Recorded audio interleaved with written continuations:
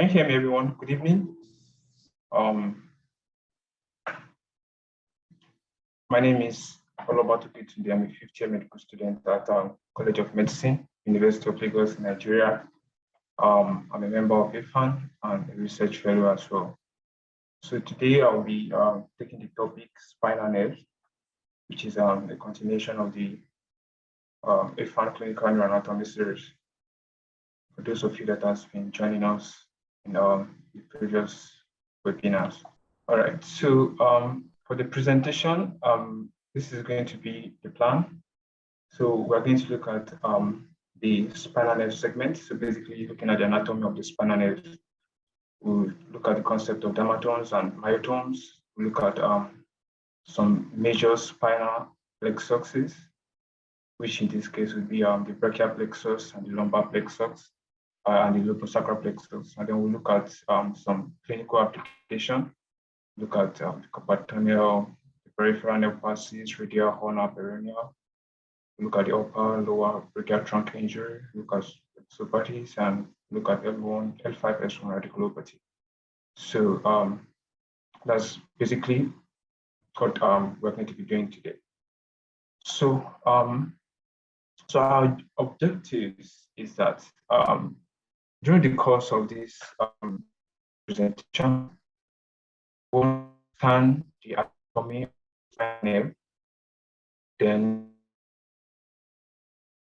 spinal nerve disorders, like we want to know some common neuropathies, then we want to understand the clinical signs and symptoms of some of these common disorders. So by way of introduction, the spinal nerve consists of 31 pairs of nerves that emerge from the spinal cord. If you look at this image right here on the side of the screen, you can see the spinal cord, and from the spinal cord emerges the spinal nerves. There are 31 pairs of them. So usually we name them according to the vertebral level from which they emerge. So that emerge from the vertebra, we refer to them as cervical nerves. Those that emerge from the thoracic vertebra, we refer to them as thoracic nerves. Those that emerge from the lumbar, we refer to them as the lumbar nerves, the coccygeal, like that. So and another thing is, if you remember from anatomy, we actually have seven cervical vertebrae. So, but the cervical nerve is like the only exception. So instead of having 7 cervical nerve, we rather have 8 cervical nerve. Okay, so that's like an exception. So that's basically how the spinal nerve emerges. So it emerges from the spinal cord at the vertebral level. So so the exit actually differs depending on which vertebral level we are looking at. So each of the spinal nerve emerges. So there is the intervertebral foramen, okay, between each vertebral level. So that is where the spinal nerve emerges. So and cervical nerves, if you look at this this image here, the cervical nerves emerges above the vertebral level. So if the cervical nerve 1 emerges above the C1 vertebra, cervical nerve 2 emerges at the C vertebra, like that, up until C7. Okay, so but the height, so if you look at this image, I hope you can see at this level here, that's at the 7th cervical level, you can see the C8, which is the 8th cervical nerve, emerging below the 7th cervical vertebra. So, and that's like the only exception. So all other cervical nerves emerge just above the cervical level, but the 8th cervical nerve emerges below the 7th cervical vertebra. And and that is like the pattern that is followed by all the other vertebrae. So the C8 vertebral nerve, the C11 rather, the T1 rather emerges below the T1 vertebra. The T2 emerges below the T2 vertebra, and it goes on like that, up to the lumbar region. Okay, so that's basically how the spinal nerve exits from the intervertebral foramen. So this is and the component is very, very key. So for each cervical nerve, there is the dorsal root component, and there is also the ventral root component of each of the cervical nerve. So, like we know, the dorsal root carries the sensory information, the ventral, that's the motor. So that simply means that each spinal nerve is a combination of both sensory and motor. Okay, so it's a combination of both sensory and motor, as you can see on this image. So it comes just like this from the dorsal root, okay, which carries the sensory information, and then from the ventral, which is the motor, and then they join together, okay, before dividing into the dorsal ramus and the ventral ramus, respectively. So, and this is just basically the Bell-Magendie law that says that dorsal root is sensory only and ventral root is motor only, and that nerve conduction occur in only one direction in each case. Although I think recently there are papers that are trying to like disprove this law. I think not much evidence has been able to actually do that. So the dorsal root consists basically sensory only and the ventral root motor only. So, and both of them joins together to form the spinal nerve. Okay. So yeah, so this is to show you the intervertebral foramen. Okay, so the intervertebral foramen is this foramen, okay, we can see here, like this hole between the upper vertebra and the lower vertebra. So, and that is where the spinal nerve emerges from. That is what you are seeing on the right here. So you can see the spinal nerve emerging from that foramen. So, and that is how it emerges at the at each level of the vertebra. Okay. Now there is the concept of segmental innervation. So each spinal nerve actually supply a particular area of skin and muscle group. Okay. So each spinal nerve supply a particular area of skin and muscle group. And it is very, very necessary for us as physicians to understand and to know the areas and the muscle group that are supplied by each spinal nerve. Okay, so, and that is what brought about the concept of dermatomes and myotones, which we're going to look at now. So when we talk about dermatome, we're basically talking about an area of skin that's supplied by an individual spinal nerve or a single spinal nerve. So an area of skin that is supplied by a single spinal nerve or an individual spinal nerve, it refers to as a dermatome. Okay, so, and this concept actually developed embryologically. So embryologically, what happened is that the forelimb is derived from the body wall that is belonging to, so let's take, for example, now the forelimbs, okay? So all these, the C4, C5, C6, C7, C8, T1, T2, these are the dermatomes for the upper limb, as you can see here on this image on the right. You can see the dermatomes, you can see the C4 level just here below the just immediately below at the collar, and the C5 extending downward all the way, the C6, the C7, C8. Okay, so embryologically, the forelimbs develop from that area, the segment of the body wall that has all these root nerve, C4, C5, C6, C7, C8, and as the limbs grow and increases in size, what it does basically is that it pulls those nerve segment alongside. So it pulls those segments, those nerve segments, pulls them alongside as it expands and grows and increases in size. So that is why that's what brought about dermatomes. Okay. So the same thing happens for the hind limb.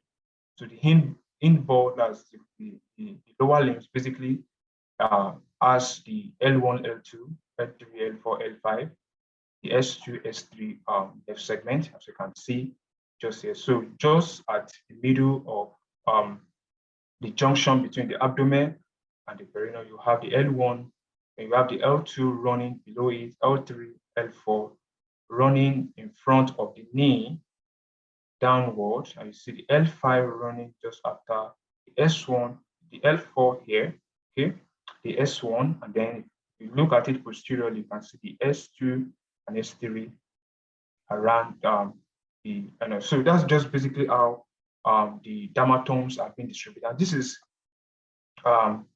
is really, really important, as clinicians and doctors. So this is just to show some major dermatome level that are really high yield to know, and even for exam sake. So like the C2 level is posterior to the posterior half of the skull. That's it. This C3 is half the eye. So these are the cervical. So but let's come down to basic so the C4 is at the lower collar sheet. Okay. The C6 includes the thumbs up sign, and so it's basically around the thumb. So if you remember the thumb up sign, you basically be able to remember. So the T4 is at the level of the nipple. Okay. The T7 is at the xiphoid process. Okay. And if you look at xiphoid as letter 7, so that may help you to remember. The T10 is at the level of the umbilicus, and the L1 is at the level of the inguinal ligament. Okay.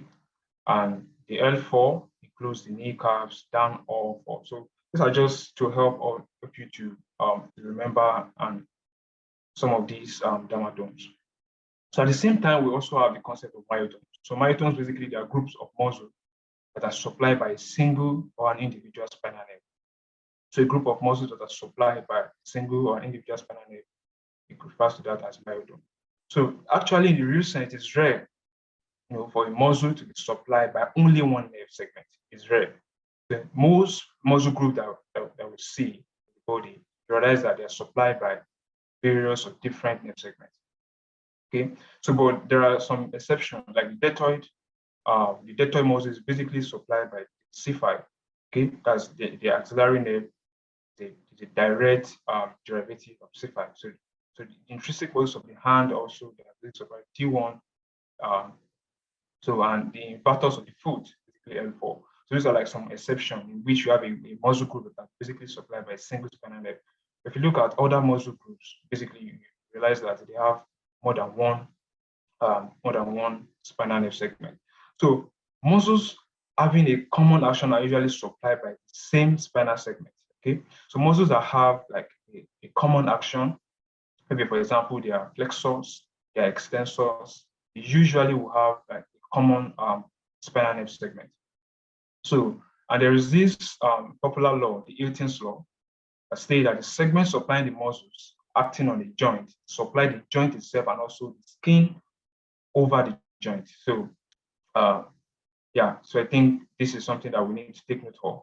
Okay, now the segment that is supplying the muscle acting on the joint, that same nerve supplies the joint itself and at the same time supplies the skin that is over the joint. Okay, so that's what we refer to as the Hilton's law. So these are some important myotomes that we should be aware of.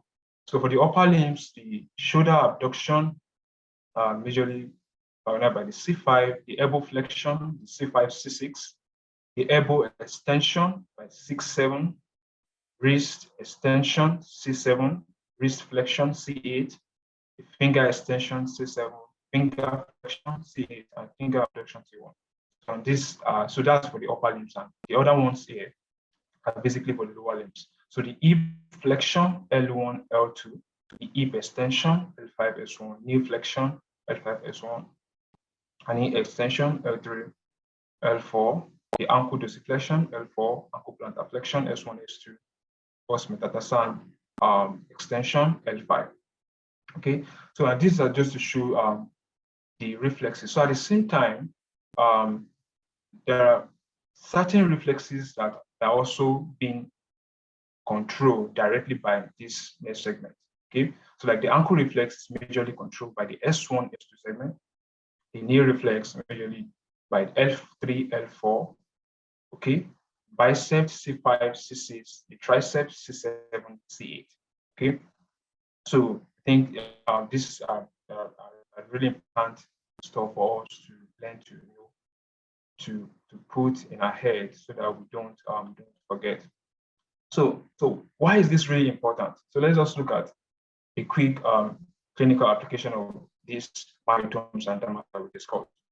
There is the concept of referred pain. Okay?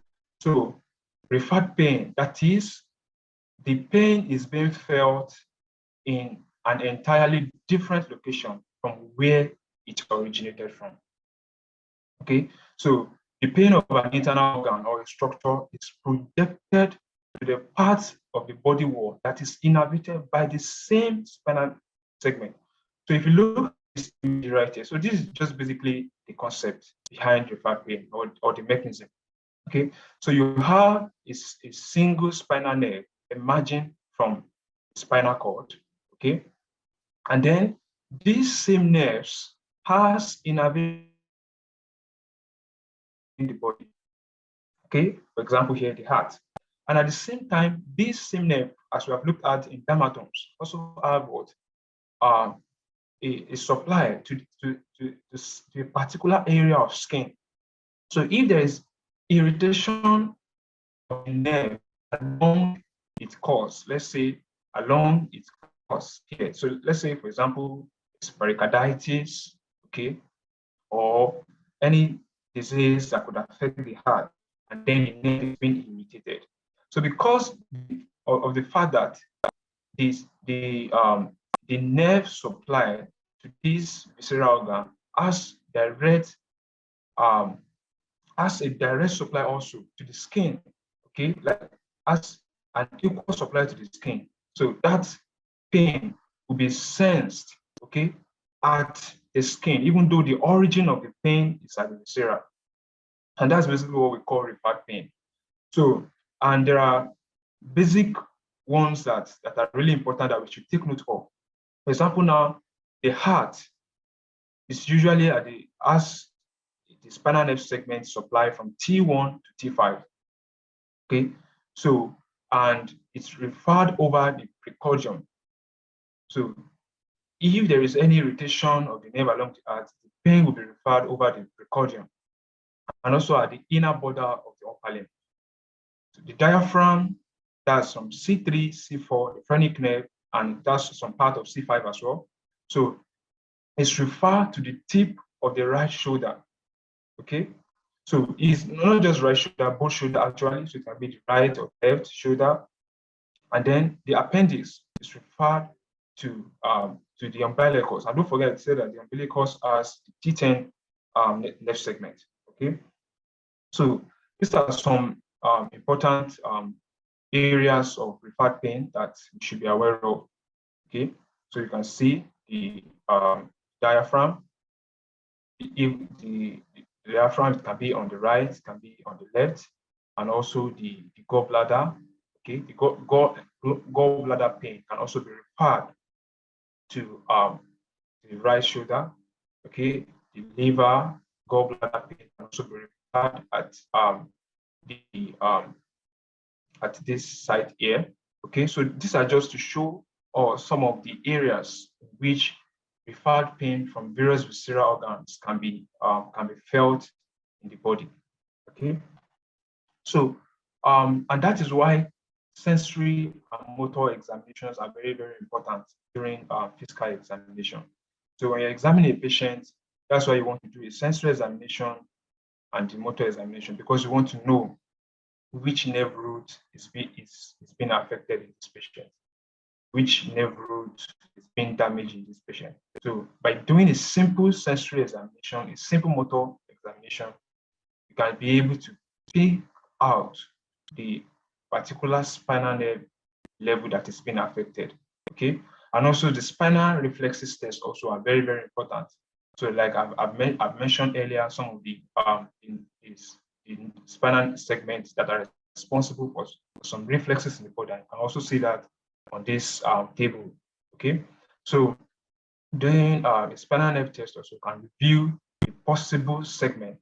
Okay, that is being injured or that is being damaged. So doing a segmental examination, the spinal reflex test is very, very important to detect the spinal nerve segment that is being affected. So let's just look at the spinal nerve flexors. So when we talk about a nerve flexors, we're just talking about the network of intersecting nerves.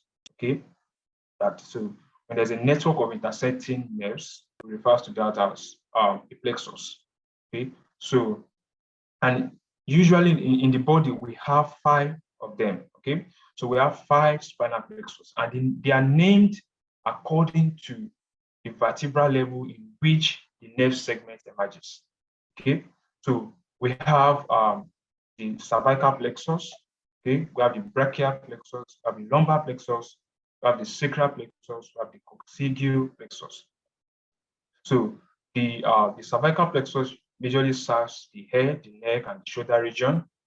The brachial plexus serves the chest, shoulders, the arms, and hands. Okay, and the lumbar plexus usually serves the back, the abdomen, the groin, the thighs, the knees, and the calves. And the sacral plexus serves the pelvis, the buttocks, the genitals, thighs, calves, and feet. And the coccygeal serves the small region. So these are the major 5 spinal nerve plexuses that we have and the areas in which they serve. So we're just going to look at some of them. We're not going to talk about all, but we're going to talk about the brachial plexus, and we'll look at the lumbosacral plexus. So let's just quickly talk about the brachial plexus. So the brachial plexus majorly constitute the C5, C6, C7, C8, D1. Okay, so from the anterior rami. So don't forget, I told you that each spinal nerve has a ventral supply and a dorsal supply, and both of them comes together, right? And afterwards, they divide into the ventral rami and the dorsal rami. So the brachial plexus is formed by the ventral rami or the anterior rami of the C5, C6, C7, C8, and D1 spinal nerve segment, spinal root. So and there is contribution from C4 and T2. Okay, so at times we can have a prefixed brachial plexus. So when it is prefixed, it means that there is a larger contribution from C4. So in a normal brachial plexus, the contribution from C4 and T2 are very minute. Okay, so but in a prefixed brachial plexus, the contribution from C4 is very, very large. Okay, so and the plexus might just be formed from C4 all through to T1 without any contribution from T2. Okay, so and if it is a post-fixed brachial plexus, there will be a larger contribution from T2, okay, without any contribution from C4 and maybe little from C5. Okay, so these are like some of the variation in brachial plexus that can occur. Okay, so if you look at this image here, so this is just to show us the anatomy of the brachial plexus, how it emerges. Okay, so along the neck, and it passes posterior to the posterior. Okay, and so it passes between 2 muscles in the neck. Okay, so that's the am I forgetting now? That's the splenius, okay? The middle and the anterior splenius. So it passes between those 2 muscles group, okay? And then it goes like that and gives the various branches. So this is just to show the distribution, how the brachial plexus goes. So usually we have the root, we have the trunks, the divisions, the cords, and the branches. Okay, so the roots are formed, like I mentioned, C5, C6, C7, C8, C1, with minor contributions from C4 and T2. Okay, and then the C5 and 6-6 root comes together to form the superior trunk. Okay, C7 just goes directly alone on its own and forms the middle trunk, and the C8 and T1 root comes together to form the inferior trunk. Okay, so then for the divisions, the superior trunk and the middle trunk comes together. Okay, so the superior trunk and the middle trunk comes together to form the anterior division. Okay, and then that's the superior trunk and the middle trunk.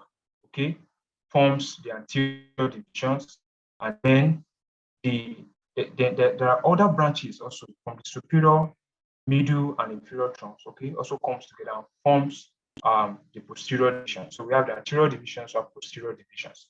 Okay, from the divisions we have the cords. So we have the lateral cords, the posterior cords, and the medial cords. So the lateral cords formed by the superior and the middle trunk.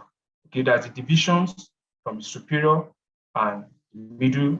So a branch of the anterior division, so from C5, C6, C7 comes together to form lateral cords, and then all the posterior cords, all the posterior divisions rather comes together to form the posterior cords, and then the anterior divisions from from C8T1 forms the medial cords. Okay, and then you have the branches. So from the lateral cords, you have the musculocutaneous. Okay, from the C7, we have the axillary. And then from the lateral cords and the medial cords, we have the median nerve being formed. From the posterior cords, we have the axillary. From the same posterior cords, again, we have the radial nerve. Then from the medial cords, we have the ulnar nerve. So that's basically how the brachial plexus is being distributed. And then, so this is just to show again some of a broader picture of the divisions. So from the C5, we have the suprascapular nerve. Okay, there are a lot of other branches at the there are a lot of other branches at the cord level, at the divisions level. Okay, so just like that basically. So now, so the major clinical application of this is when there's an injury. Okay, so there can be an injury to the upper trunk, and at the same time there can be an injury to the lower trunk. So let's just talk about the upper trunk injury. Okay, so we usually refer to this as Erb's paralysis or Erb's palsy. Okay, so when there's an injury to the upper trunk that causes that leads to an Erb's palsy or an paralysis. So, and the major causes of this injury are when there is anything that can cause an undue separation between the neck and the shoulder, as shown here in this picture. So anything that can cause a separation between the neck and the shoulder, okay, would cause an upper trunk injury. So, and this can also occur even during childbirth. So maybe during childbirth, where either the obstetrician or the nurse, whatever, when the neck of the baby is being extended, causing a stretch, an increase in distance between the head and the shoulder. Okay, that can cause an upper trunk injury. And also when someone falls on the shoulder, okay, so maybe when someone falls from an height on the shoulder, that can cause an upper trunk injury leading to an Erb's palsy. So, and that usually will affect the C5 and 6C majorly. Okay, so majorly it will affect C5 and 6-6. So, yeah, I've mentioned some of these. So, usually the clinical presentation of Erb's palsy is due to the muscle that has been supplied. Don't forget that each of these nerve segments have the branches. So, majorly from C5 and 6-6. Don't forget I mentioned that we have the suprascapular nerve. Okay, suprascapular nerve comes from the C5-6 segment. Okay, and also we have the musculocutaneous nerve as well. So, and these two nerves supply very important muscles in the upper limbs. Okay, so like the suprascapular nerve supplies the supranutus muscle, okay, the superior supranutus muscle and the infranatus muscle. So those two muscles are being supplied by the C5C6. Okay, and those muscles are very, very important for external rotation of the arm. Okay, they are important for external rotation of the arm and also for abduction. So when the nerve is damaged, that means that two functions will be lost, and that's why the arm will be internally rotated. So the arm will be internally rotated and abducted, adduction. So the arm will be internally rotated, and there will be adduction, adduction. Okay, and then don't forget that the musculocutaneous nerve itself supplies the major flexors of the forearm, okay, which is the biceps brachii, the brachioradialis, the brachialis muscle.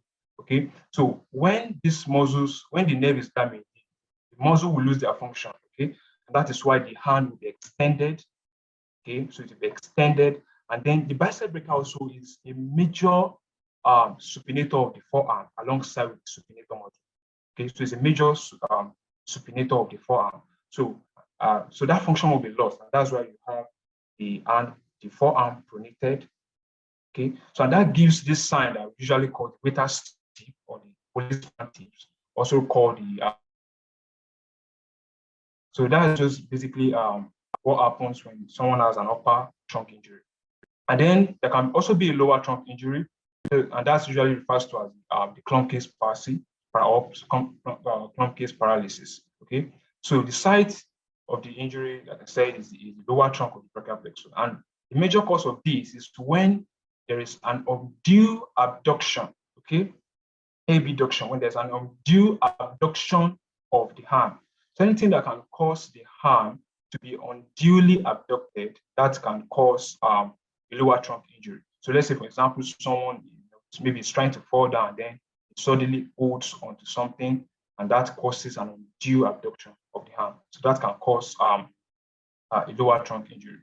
Okay, and that basically affects the C8 nerve root and the T1 nerve root. Okay, so also this can also occur at birth. So if let's say the hand is unduly abducted, as shown in this picture, that can also lead to a lower trunk injury as well. So lower trunk injury will usually present with claw hand.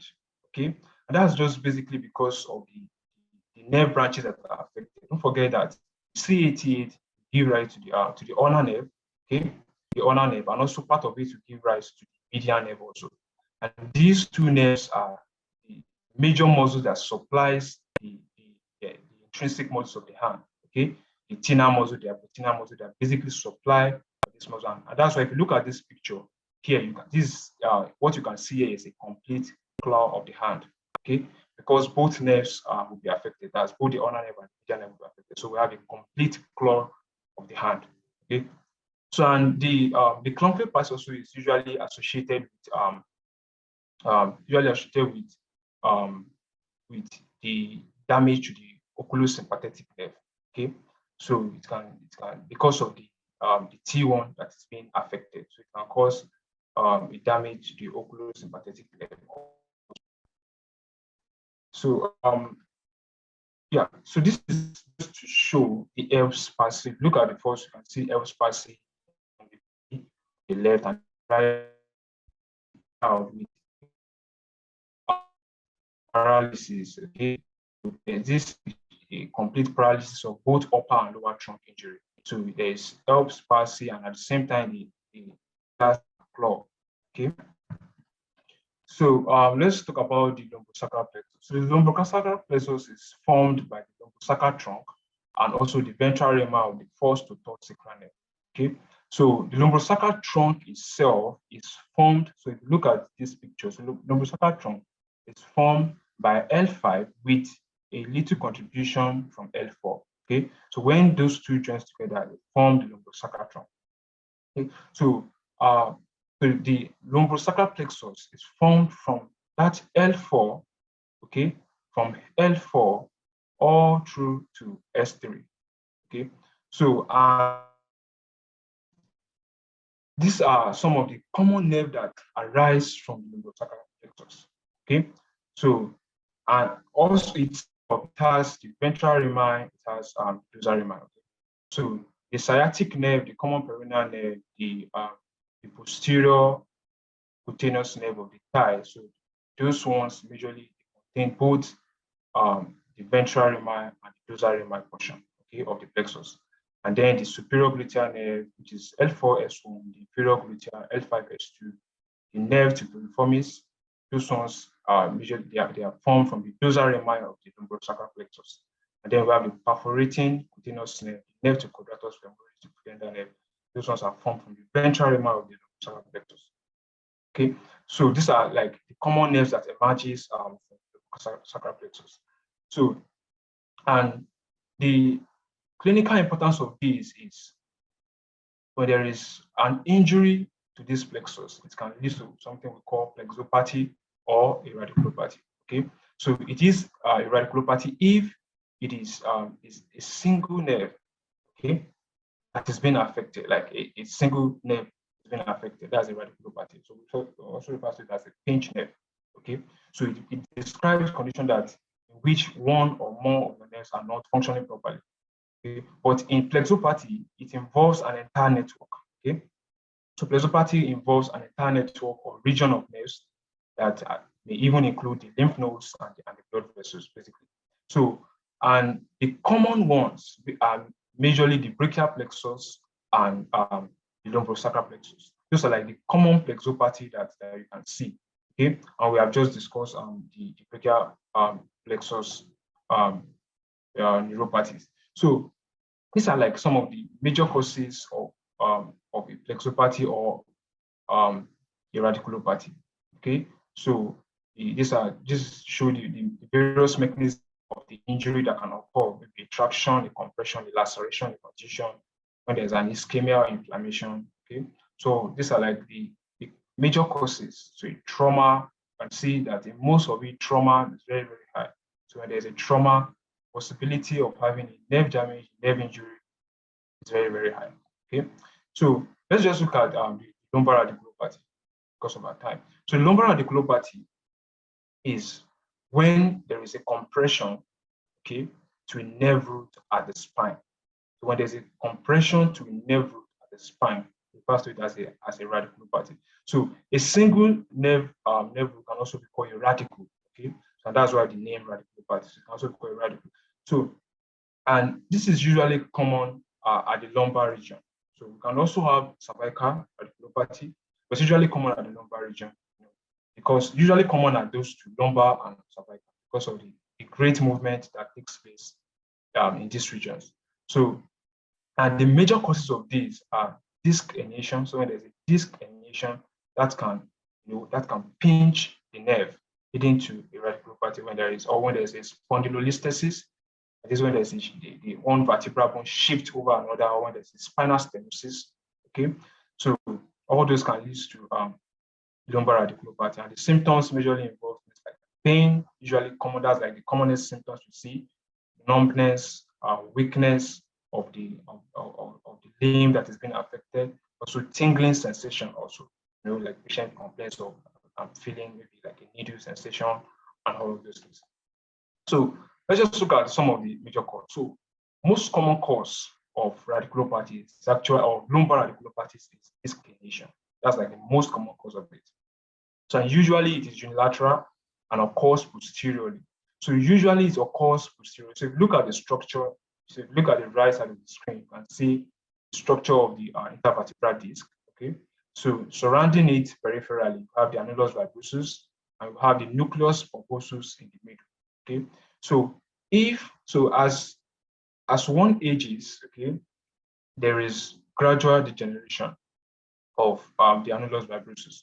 So, but in certain situations, there can be a degeneration in the annulus vibrosus. Not even so. Usually, this is common even in people that that does hard works. Let me use the word hard labors, that does work that involves bending and rising all the time, that bending, stooping, and rising up. Okay. So if there's a degeneration of the annulus vibrosus, the nucleus vibrosus can leak out. Okay. So it can leak out. And when that happens, when it leaks out, it can compress the nerve, leading to lumbar radiculopathy. So, and this it usually occurs posteriorly because of the fact that the posterior longitudinal ligament is not as strong compared to, so if you look at this image, you can see that we have the posterior longitudinal ligament here, and then this is the anterior longitudinal ligament. So the posterior longitudinal ligament is not as strong as the anterior longitudinal ligament. That is why when there will be a disc herniation, it usually occurs posteriorly. Okay, so it usually occurs posteriorly. So yeah, this is to show how that, so when there's a degeneration of the annulus vibrosus, the nucleus pulposus can leak out, okay, just as shown, and then compressing, putting a pressure on the nerve, okay, and that will lead to a radiculopathy. And then also is spondylolisthesis can also cause it. So spondylolisthesis refer to the vertebra, and the listhesis, I'm majorly talking about the movement. So when one vertebral level shifts over another, okay, so that spondylolisthesis occurs. And that should not be confused with spondylosis. So spondylosis is a degenerative disease of the spine, okay? So where intervertebral disc is degenerating gradually, and then you have the bones, rubbing against themselves. So yeah, so these are the various levels of spondylolisthesis that we can have. So this is the normal spine, okay, where you have the vertebral bone and the intervertebral disc were aligned.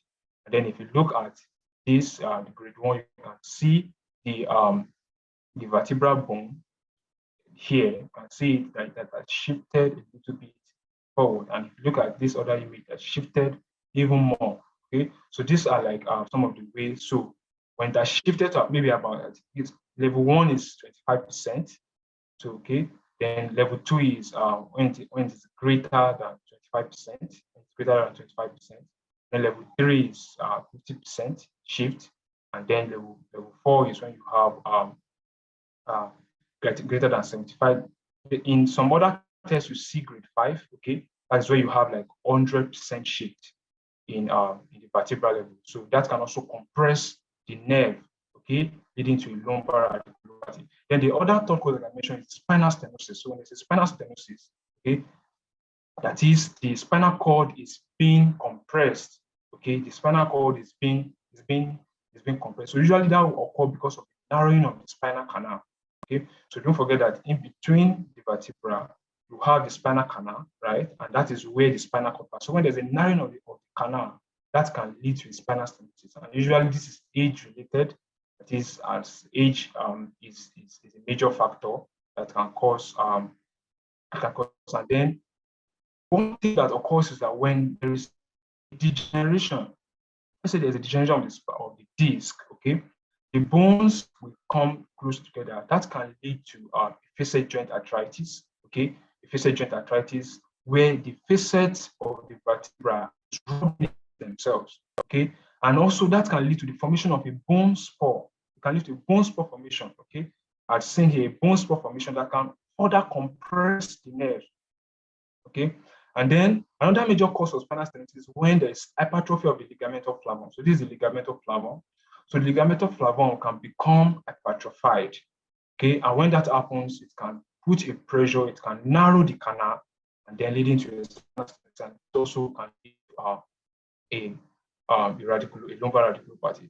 So the symptoms or the limbs affected depends on the nerve root that is being affected. So the major symptoms in this patient is neurogenic claudication, whereby they present neck pain with walking, okay, and this can mimic vascular claudication, okay. So this can mimic vascular claudication, but we have to be able to differentiate. So majorly in neurogenic claudication, what you have is the patient complains of pain when walking, okay. So, and even when at rest, that is when standing at rest, the pain is still not relieved, okay. So in vascular claudication, most of the time, the pain will get better when the patient is at rest. So when the legs are being when it's lying down flat, okay. So when the patient is lying down flat, that is the legs are at rest, the pain would get better.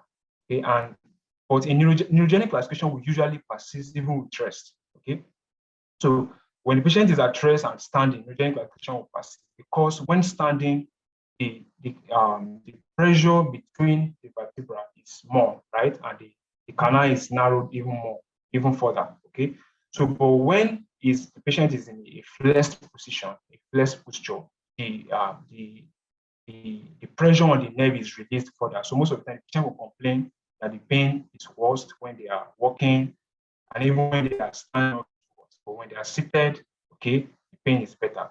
So usually the common investigation we want to do with this patient is physical examination is very, very important. There's this straight raising leg test that is also called the classic test that is being done, which you ask the patient to lie down flat and try to raise the leg that the patient is complaining, and you realize that the patient, as you are raising it, just before even the 45 degree, patient will complain of pain. Okay, and then also other tests that are important are imaging. Imaging is very, very important because you want to be able to narrow it down to which nerve is actually being compressed. And most of the time, the treatment may involve around changing the lifestyle. For example, someone that does hard labor, so you want to tell the patient to stop doing some of those things for the meantime. Also, exercise is very, very key. So therapy, medication, surgery also. So there's the popular surgery transforaminal lumbar diffusion, okay, whereby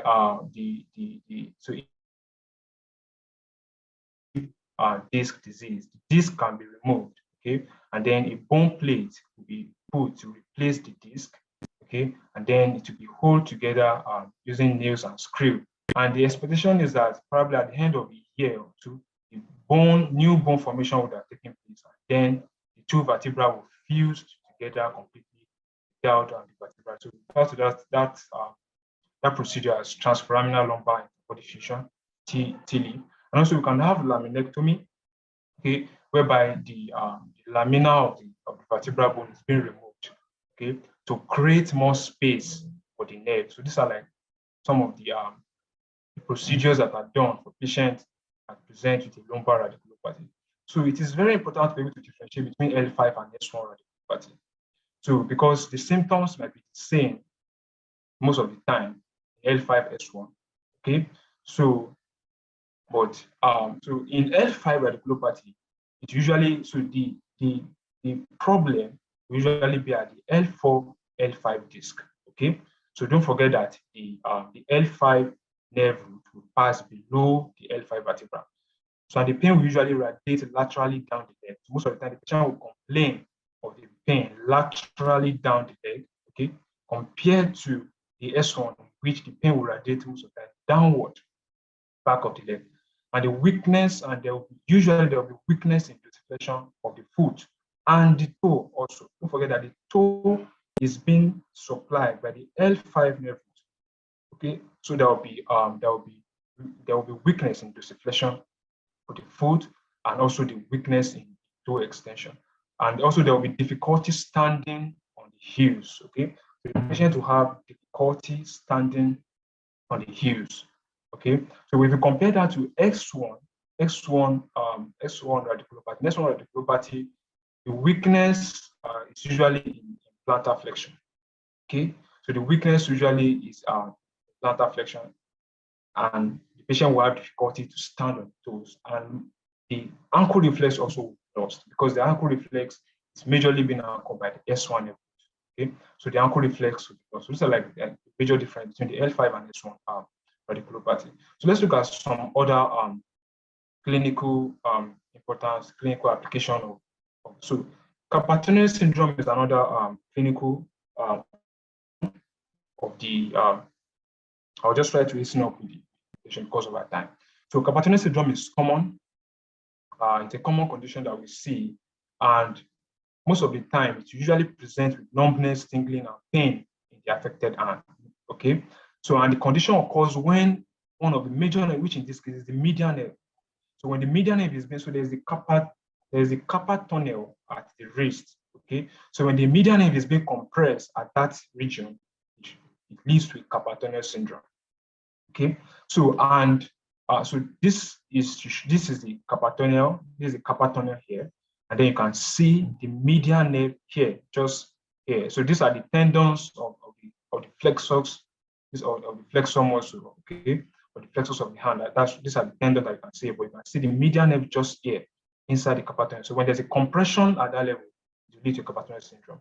So the floor, the floor of the Capacitor is majorly they are formed by small wrist bones, okay, which are the carpal bones. And the Capacitor contains the median nerve and the flexor tendons and bends the fingers and the thumb.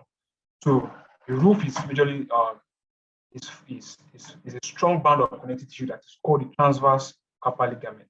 Sorry, presentation. Okay. So the tunnel is rigid with little capacity for stretching. So when there's an inflammation of the nerve, it will bring pain. Okay. So because the tunnel is rigid, there's little capacity for stretching. So the major causes can be heredity. It can be due to repetitive use of the hand. Okay. So it has been said that surgeons at times do normally suffer from this because of the repetitive use of their hand and wrist position during activities. Pregnancies also because of the different hormonal changes. Underlying disease like rheumatoid arthritis also can cause Capacitor syndrome. So the symptoms usually range from things like numbness, pain, tingling sensation, loss of proprioception, weakness, and muscle wasting. So, but most of the time, the symptoms are gradual. So it's not like all the symptoms just. So it might just start from things like numbness, and then before the patient start complaining of pain, tingling sensation, loss of proprioception. Okay, and it will usually affect this area of the hand as highlighted in this picture because that is the area that is majorly being supplied by the median nerve. Okay, so it usually affects this area of hand. And don't forget that the median nerve supplies the thinner muscles of the hand. Okay, thinner muscles, the adductor pollicis, the opponent's pollicis, adductor pollicis longus, and adductor pollicis brevis. Okay, abductor pollicis brevis. So these muscles are being supplied by the median nerve, and the intrinsic muscles as well. Okay, the intrinsic muscles are being supplied by the median nerve. So, so this is to show there is just to mention at patient may at times says that if you look at this picture, you can see that before entering the carpal tunnel, the median nerve usually gives a palmar cutaneous sensory branch. So the area of skin at the thinner level might not really be affected because of that branch that is being given off. Okay, so that area of skin might be spared of all these symptoms that I've mentioned because of that area of this branch of nerve that is being given up by the median nerve just before it enters the carpal tunnel.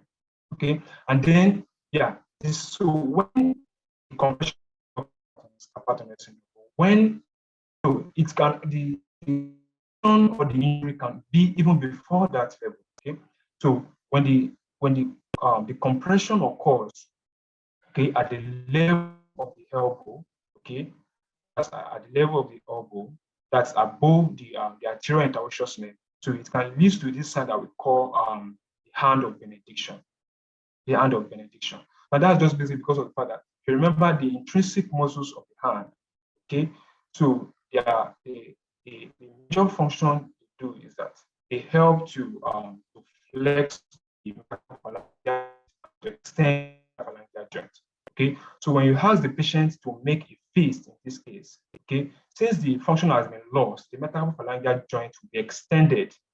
Okay, so the flexion will be the metaphalangeal, so that joint will be extended, and also the interphalangeal joint also the flexion will be lost. Okay, so and then you see the hand being straightened up like this, and but the patient will be able to fold this other two fingers, and so and that will refer to that as hand of benediction, a Pope sign. Okay, so and this is when this is when there's a distal lesion, that's at the carpal tunnel itself. So when the lesion is at the carpal tunnel, okay, so usually what you will see is that the patient, when you ask the patient to make a fist, okay, or to straighten the hand, okay, so the patient will be able to straighten these two, but these two will not be able to do that. Okay, so and then this is the Bottle sign also. So these are various signs of when the median nerve is being affected. So the treatment usually can range from non-surgical treatment, where you use a bracing or a splinting, use of the non-steroidal anti-inflammatory drugs, nerve gliding exercise, and steroid injections. Okay, and it can also be surgical. That is, surgery here is called the carpal tunnel release. Okay, where you want to cut the ligament. Okay, so that the pressure on the nerve can be released, and that can be done either as an open surgery or as an endoscopic surgery. Okay. So then another one you have is the wing scapula. Wing scapula. So it's usually due to damage to the long thoracic nerve. Okay. So when there's a damage to the long thoracic nerve, which supplies, so the long thoracic nerve supplies the serratus anterior muscles. Okay, that keeps the scapula in shape. So when there's a damage to the nerve, the serratus anterior muscle will be paralyzed. Okay, and then when it has the patient to pull against the wall, so usually you see the scapula, bulging out. So we refer to that as ring scapula. So the treatment majorly for this is surgical. So treatment can be non-surgical if it is very, very mild. But in the worst of scenario, we have the surgical treatment, which is like a nerve transfer. So then we have radial neuropathy. So the radial nerve, usually the neuropathy or the compression usually occurs at the radial group. Okay? So just posterior, at the posterior of the humerus, you have the radial nerve. Okay, you have the radial group passing, and you have the radial nerve passing through the group. Okay, so when there's a compression at that level, okay, it can lead to a radial neuropathy. And don't forget that the radial nerve supplies the extensors. Okay, so it supplies the extensors and or the extensors of the hand. Okay, and also the dorsiflexors of the hand. So when it is damaged, the patient will lose the dorsiflexion function, and then you see the wrist dropping. Okay, so you see the wrist dropping as shown in this. So the treatment can also range from medication, the use of splints, and also surgery.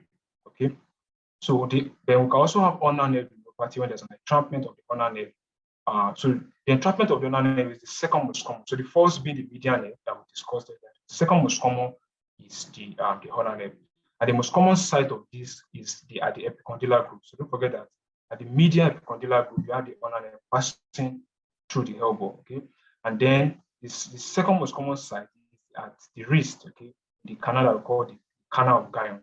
Okay, so these are like the major sites in which the ulnar nerve can compress. And when that happens, the patient will experience symptoms such as pain, numbness, paresthesia, and the formation of a claw hand. Okay, but in this case, it will be an isolated claw. So it will usually affect the last two digits, okay, because that's the area of the hand that is majorly supplied by the ulnar nerve. Okay, so the patient will have like a partial clawing of the hand. So, and then, this is, okay, I've showed this earlier.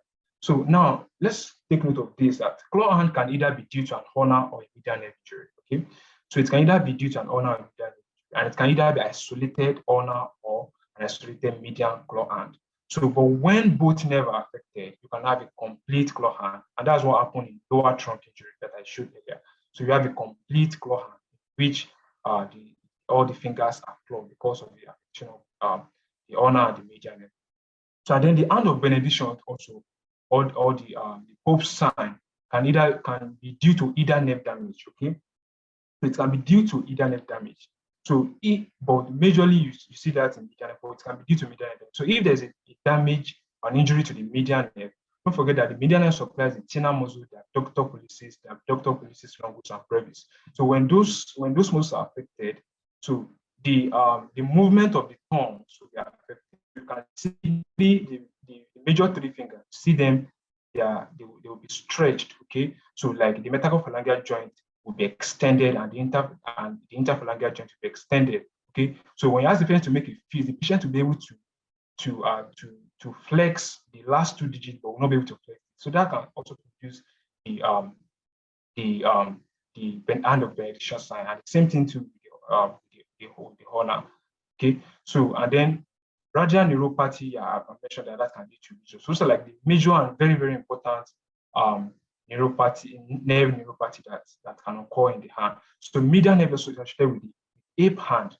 Okay, so a long-standing medial nerve injury can lead to atrophy of the tender muscles. Okay, so it can lead to atrophy of the tender muscle and will produce the sign called the hip hand. So when there's another nerve I'll just talk about briefly is the common peroneal nerve injury. So common peroneal nerve injury supplies this muscle, the tibialis anterior, the extensor digitorum longus, the peroneus, the extensor digitorum, extensor hallucis. And these muscles are dorsiflexors of the foot. Okay, so they are dorsiflexors. So the major function is that the extensor hallucis longus helps to dorsiflex the large toe. Okay, so when there's an injury to this nerve, it can lead to what we know as foot drop. And usually this, so don't forget that the common peroneal nerve calls around the fibula. Okay, that's the fibular bone. So it calls around the neck of the fibular bone. So if a fracture or a trauma to the knee that affects the head of the fibula can injure the common peroneal nerve, that can lead to the symptom of foot drop. So yeah, this is just to show again the various tendons of the muscles that are supplied by the common peroneal nerve. So it can lead to a foot drop. So this is a normal thing. The patient should be able to dorsiflex the foot. Okay. So but when it is damaged, you see the foot dropping down, and the patient have something that's usually called the slapping gait. Okay, slapping gait, in which when the patient is trying to move, you hear the foot touching and slapping the floor. So in summary, we have looked at spinal nerve anatomy. We'll talk about the dermatomes and myotones, and we've discussed the two major nerve flexors, and we'll also discuss the causes, signs, and management of certain nerve injury. Like we talk about the brachial flexopathy, the lumbar radiculopathy, the peripheral nerve injuries, and we also look at some other clinical application. Okay. I'll wait if there's any question. Thank you so much, Tunde, for that powerful presentation. We really appreciate. We have learned quite a lot of things out of it. Let me just check in the comment section if we have questions. Okay, in the comment section we don't have questions, but in case there are some people who would like to ask, this is the chance to ask questions. And if you have an addition, you can go ahead with your addition. Good evening, everyone. All right, thank you very much for the presentation. I have a few questions I would like to ask. Okay, so firstly, I wanted to ask about the, when you talked about the upper trunk deformity, that's the Erb's palsy, you said something about when the person falls on the shoulder or something that separates the neck from the shoulder. Then I saw something in your slide that talked about anesthesia. So I wanted to know how anesthesia affects that upper trunk. How does it cause upper trunk deformity? So that's my first question. Then my second question, I wanted to know how pregnancy affects carpal tunnel syndrome. How does it affect the median nerve? Then the third question is about the oculosympathetic nerve you talked about. It wasn't so clear on that the clump case paralysis you talked about. So those are my questions. Thank you. Okay. So I'll answer the question. So so basically, let me just go back to the upper trunk. Let me just go back to. So okay. So because of our time, so when we have an upper trunk injury, so your first question is you want to know sorry, your first question again. I wanted to know how anesthesia affects. Yeah, anesthesia. Okay. So yeah, so let's say for example, you want to do like a local anesthesia. Okay, so a local anesthesia of the arm. Okay, so that can, so you don't forget that when you anesthetize a particular area, it's like you are dampening the nerves. I getting it now. So you are dampening the nerves. So when you anesthetize the forearm, okay, so let's say you want to do maybe an orthopedic surgery and you anesthetize the forearm. So that local anesthesia, so if it is not properly applied, can dampen the brachial plate, can affect the upper trunk of the cervical flexors. I'm not sure if you understand what I'm trying to say. So Thank you. Can dampen the, yeah. So then you were talking about how pregnancy. So basically during pregnancy, there are different hormonal variations that occurs in the body during pregnancy. Okay. So and some of these hormonal variations can affect the nerve conduction. Okay. Don't forget that during pregnancy, you have increased amount of hormones such as the estrogens, the progesterones, right? So you see them highly active. Okay. So these hormonal imbalances, okay, can affect nerve conduction. I get it now and can lead to an upper trunk injury. So I think that's like basically because of the hormonal imbalances that occurs during pregnancy. Okay. So I was talking about the oculosympathetic pathway. So don't forget that the oculosympathetic pathway, so I said that during the lower trunk injury, there's a clunky passing, okay? It affects the T1 nerve, okay? The T1 nerve is part of the ganglion of the nerve, it's part of what forms the oculosympathetic pathway, okay? So, and when it is damaged, okay, it can lead to what we call that's Horner syndrome. I get it now. So when there's a damage to the lower trunk that affects the T1, so that pathway, which is the oculosympathetic pathway, will be affected also. Okay, so that will lead to Horner syndrome, where you have symptoms of the eyes being drooping, you have miosis, you have ptosis, you have a pseudoenophthalmos. So that's just basically what I was trying to talk about the oculosympathetic. Okay, so because of the T1 that is being affected, don't forget that the T1 also forms part of the nerve segment that forms the oculosympathetic pathway. I get it now. So so when that is affected, that can lead to an Horner syndrome. So that's why patient with clunky pass can also present with Horner syndrome as a symptom of ptosis and the rest. I don't know if I'm able to answer your question. Yes, you have. Thank you very much. And I know Dr. Kabulu is here. I don't know if Dr. Kabulu has a contribution. Okay, thank you so much. Those were correct answers. I think there's nothing to add. For anesthesia, it's about positioning the patient. When you are positioning the patient during anesthesia, when you are doing surgery, you have to respect the angle at the shoulder level to avoid brachial plexus injury. But other answers were very correct. Thank you so much. Thank you so much, everyone. Yeah, and we have one more question from Emmanuel Okao. Yeah, and the question is on the referred pen, asking if we can relate it to embryology. So thank you for the question, Emmanuel. So basically, when the referred pain is not really maybe because of, I've talked about the fact that dermatomes, okay? The fact that dermatomes is as a result of embryological development, okay? So I talk about the fact that the area of the limbs, they have a particular nerve segment in which they develop from, okay? So when the limb is growing, it pulls the skin, okay? It pulls those segments along the skin, okay? That is what's responsible for the dermatomes. But for referred pain is majorly because of the fact that the same nerve segment that is supplying a particular visceral organ also has a supply to a particular area of skin. For example, now if you look at the phrenic nerve has a root from C3, C4, okay? C3, C4, I think a small portion from C5. So that forms the phrenic nerve, and that supplies the diaphragm. So when there is an inflammation of the diaphragm, maybe pericarditis, for example, that pain, that fact that the diaphragm is being supplied by that nerve. Don't forget that if you look at the dermatome, if you go back to the dermatome picture, realize that at the level of the shoulder, you have the C3, C4 dermatomes, okay? And that's why any pain from diaphragm can be referred to that region of the body. So the concept of referred pain is actually because of the nerve segment that is supplying the visceral organ, also supplying an area of skin at the same time. I don't know if I'm able to answer your question, Emmanuel.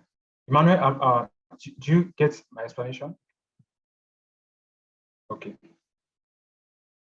All right.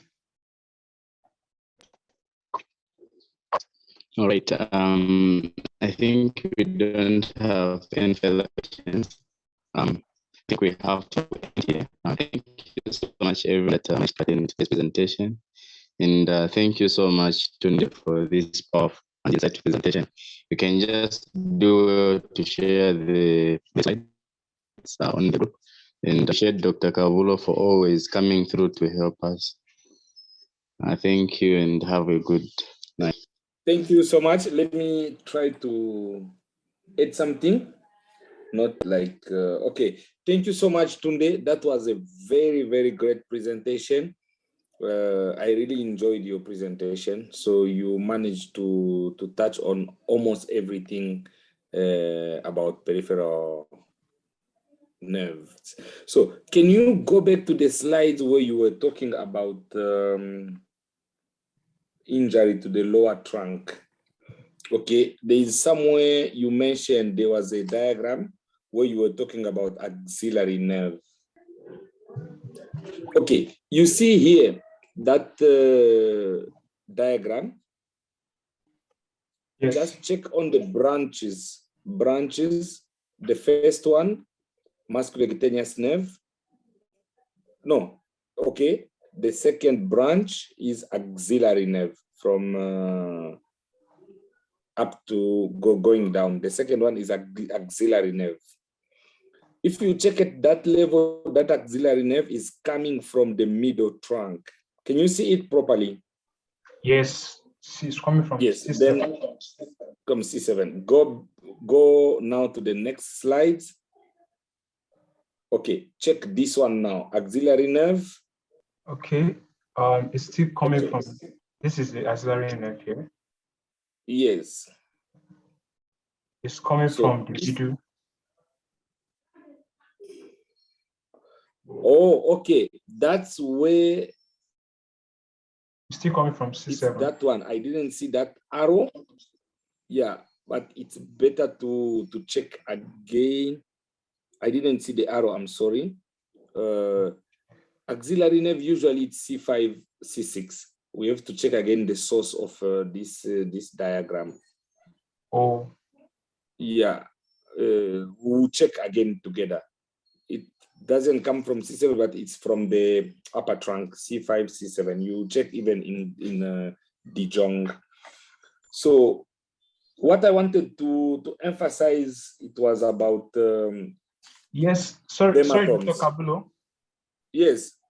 Yeah, in the real sense, it's from C7 because of the chords. Yes. It's coming from C6. There's a portion from C6 coming. You see from the division. Yes, from the division of C5 and C6. Yes, that's the one giving axillary nerve. So the previous diagram, go back to the previous diagram. So this one, okay, it means it's from the superior trunk, that yellow one going down, then axillary nerve. So it is coming from the posterior division of C5, posterior division of the upper trunk. That's where the axillary nerve is coming. If you check the roots, it's C5 and C6, not C7. Yes. Yeah. Yes. Okay. Can we go back to the dermatomes, please? Okay.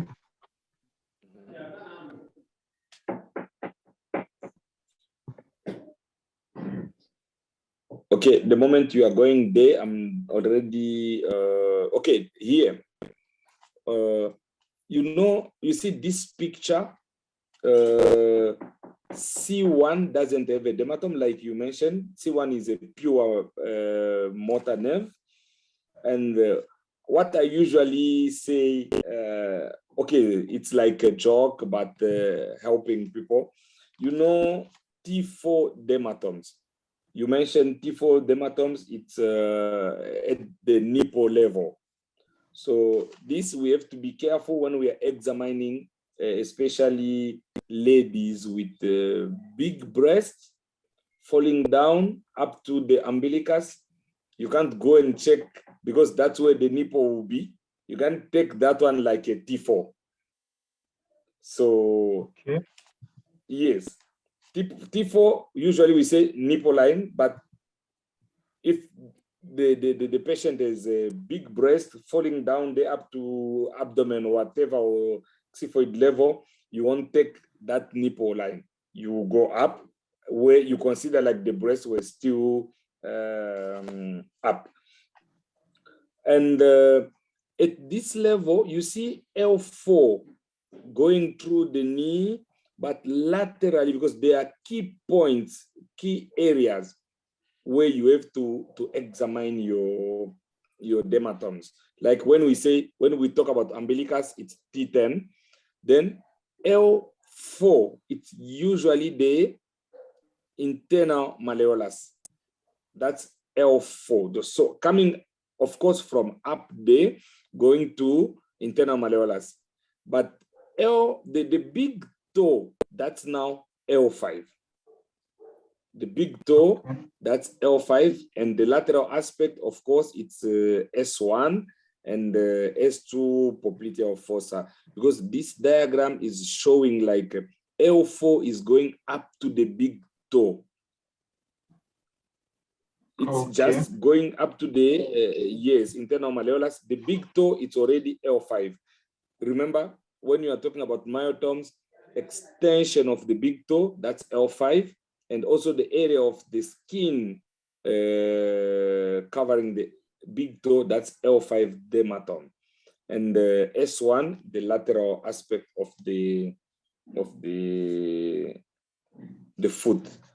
So yeah, the lower trunk injury, what you mentioned, the Klumpke's paralysis, that was I enjoyed that one. Usually in clinical setting, we get that syndrome usually in patients who imagine like in an accident, the patient who has fallen from the into the hell or into a minor craft, something like that, and you are now trying to pull the patient outside. Usually they put the rope under and put the patient below the shoulders in the armpits. So when you are pulling the patient up from the hell, so you get that that trunk, lower trunk. Yes, this one, Klumpke's paralysis. You see that patient holding there, but if the patient was in the hell, in a hole, then you are trying to pull the patient from his arm, his upper limb, or with a rope going through the armpit, so the patient will get this paralysis. So it's important to, that's why we always emphasize, we always ask questions. If the patient was into a well, we always ask, how did you pull him out? Using what? Someone went inside, putting him on his back, or you were pulling him from the hands, or with a rope. Then you understand the mechanism of that. So yeah, those were few things I wanted just to emphasize. You mentioned them, of course. I wanted just to emphasize. For Ebb palsy, you get the waiter's or policeman's deformity, because you get the upper trunk, which is affected. So it means C5, C6. C5 is shoulder abduction, then you get adduction, and C6, it's elbow flexion and the wrist extension. So since there's no wrist extension, there's no elbow flexion, so the patient will be like the shoulder adducted, the elbow in extension, and the wrist in flexion and external rotation, instead of because the extensors are weak. That's why you get that that position. So Tunde, thank you so much. Congratulations for this excellent presentation. I really enjoyed it, and keep it up like that. Thank you, everyone, for coming today. Thank you very much, Dr. Kabulu, for all the comments. Yes. Okay, I think Benicia is not here, so I think we can call off the meeting. Thank you, everyone, for joining us today.